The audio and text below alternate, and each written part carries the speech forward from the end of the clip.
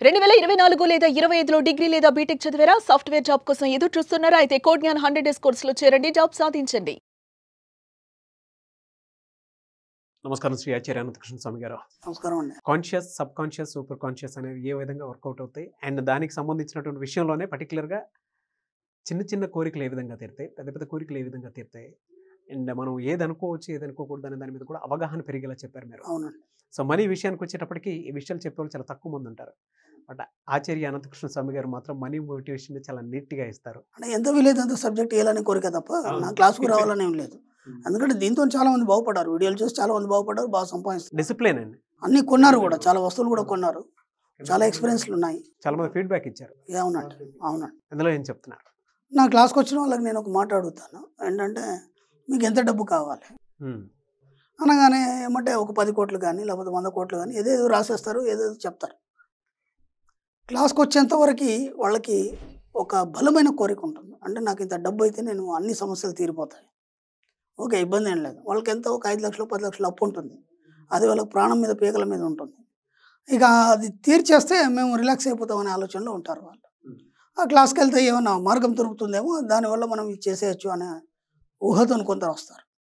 ఇంకా కొందరు ఎలా వస్తారంటే, ఇలాంటి క్లాసులు బోలెడినాంలే, దీన్ని ఈయనేం చెప్తాడు చూద్దాం కదా, పోతే 5,000 పోయింది, లేదంటే బెనిఫిట్ అవుతుందనే ఆలోచనతో కొందరు వస్తారు.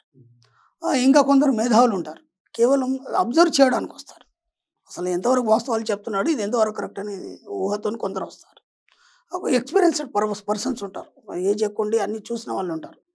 వాళ్ళు దాన్ని పట్టుకోవడానికి ప్రయత్నం చేస్తారు. అంటే 4-5 రకాల మనుషులు ఉంటారు. వాళ్ళందరూ కూడా ఒక్కొక్కళ్ళ ఊహ ఒక్కో రకంగా ఉంటుంది. కొందరు డబ్బు కోసం అనే కాదు, కేవలం అబ్జర్వ్ చేయడానికి వస్తారు.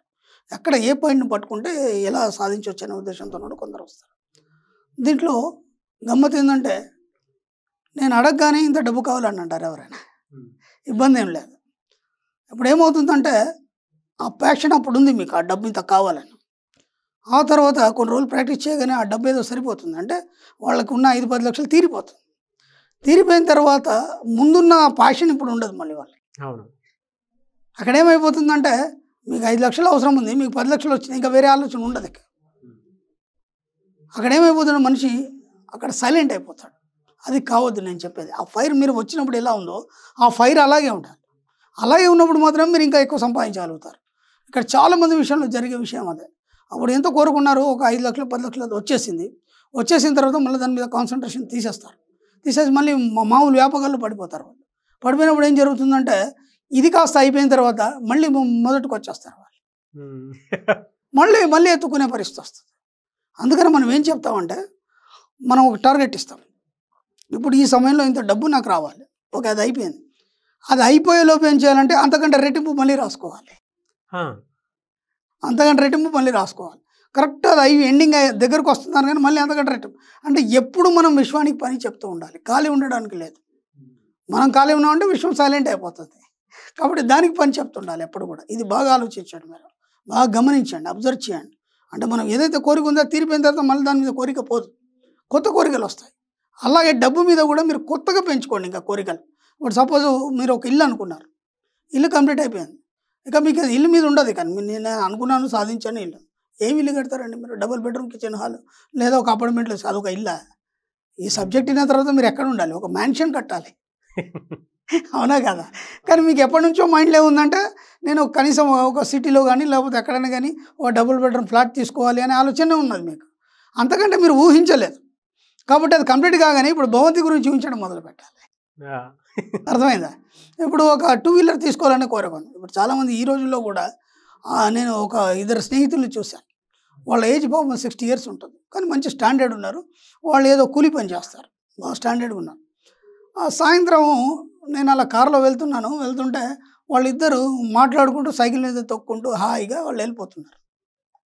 అంటే వాళ్ళు ఎట్లా అంటే, ఆ రోడ్ ఉన్నది, జనాలు ఉన్నారు, వాళ్ళకి ఏ ఆలోచన లేదు. వాళ్ళ హాయిగా నడి రోడ్లోంచి మామూలుగా సైకిల్ తొక్కుంటూ హరని కొడితే కూడా వింటలేరు. అంటే వాళ్ళ ఆనందంలో మునిగి ఉన్నారు.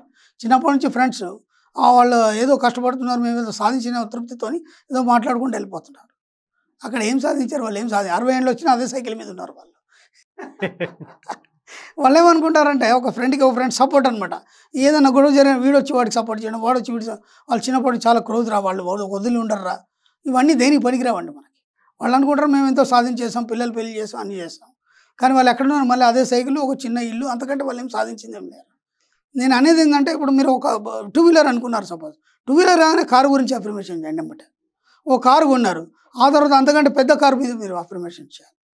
ఎప్పుడు కూడా మీ కోరికల్ని మీరు స్టాప్ చేయొద్దు, అలాగే కోరికల్ని పెంచుకుంటూ పోండి. ఊహల్ని కోరికల్ని మీరు ఎంత పెంచితే అంత మీకు విశ్వం ఇవ్వడం అనేది జరుగుతుంది. మీరు ఒక మహోన్నతమైన వ్యక్తి, అది ముందు మీరు గుర్తించాలి. అంటే గొప్ప మహిమలు కూడా మీకు అన్ని కలిగి ఉన్నాయి. అది ఆ మహిమలని ఎప్పుడు బయటపడతాయంటే మీ సబ్కాన్షియస్ మైండ్కి మీరు పని చెప్పినప్పుడు మాత్రమే బయటపడతాయి. మీ కాన్షియస్ మైండ్లో బయటికి రావాలి.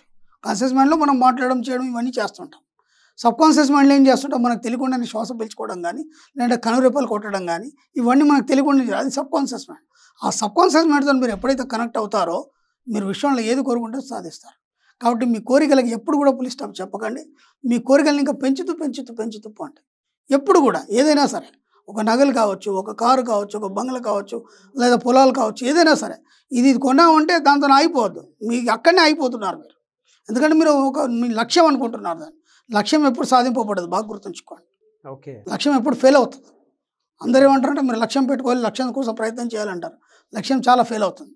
మీ లక్ష్యం ఏంటంటే నేను బెస్ట్ ఎంప్లాయీ అవార్డు తీసుకోవాలి, రోజు 10 గంటల కంటే కరెక్ట్గా ఆఫీస్లో నేను అటెండెన్స్ చేయాలని మీ లక్ష్యం. అది ఇక్కడ ఏం జరుగుతుందంటే అనుకోకుండా మీరు 8 గంటలకు వెళ్తే మీరు 10 గంటలకు ఆఫీస్కి వెళ్తారు. అవును, ఏదో చుట్టం వచ్చాడు, లేకపోతే ఏదో అనీజీ ఉంది ఇంట్లో, వాళ్ళని హాస్పిటల్ తీసుకెళ్లారు, గంట లేట్ అయిపోయింది.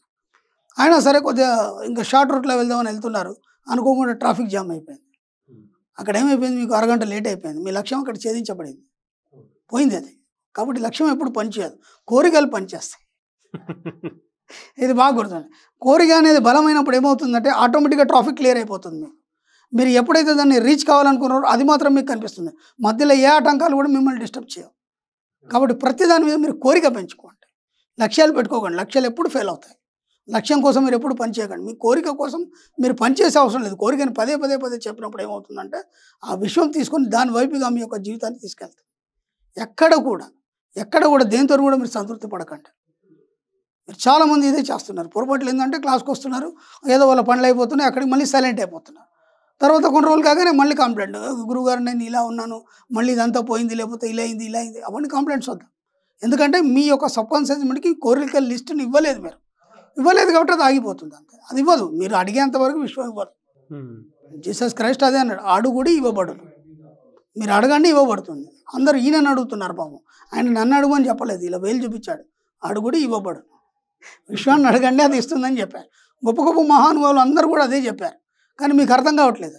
అర్థం కాక ఏం చేస్తున్నారంటే వ్యక్తుల్ని నమ్ముతున్నారు, గురువులు అనుకోవాలి, లేకపోతే మహానుభావులను వాళ్ళని నమ్ముతున్నారు.